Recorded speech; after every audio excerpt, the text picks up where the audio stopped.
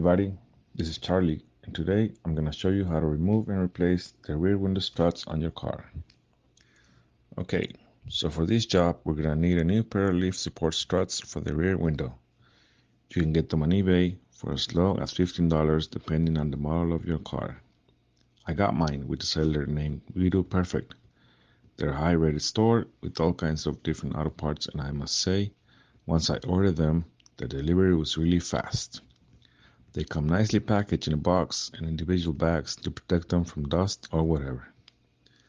This is a very easy process and it should not take you more than 3 to 4 minutes to do it.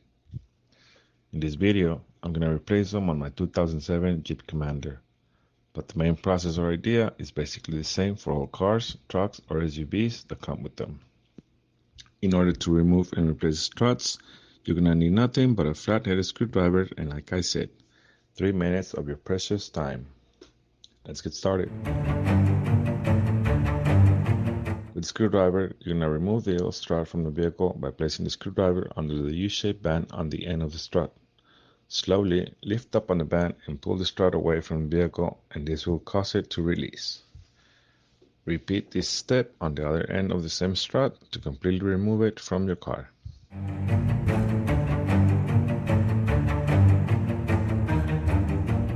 Now that the old strut is off, we need to replace it with the new one by gently placing the ball socket on the lower end over the ball stud on the vehicle, and give it a good but gentle push with your bare hands till it locks on over the ball stud. Make sure you do this procedure with the upper end as well.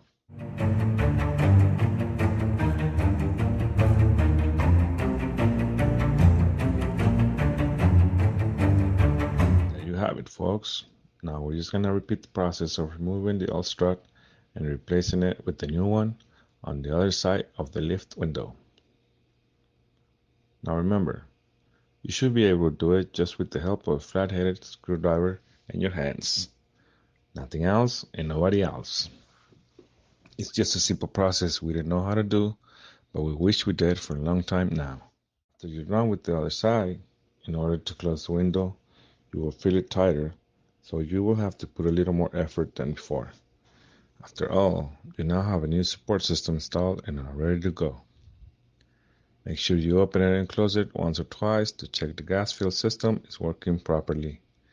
If you like this video, don't forget to subscribe to my channel and share it with friends and family.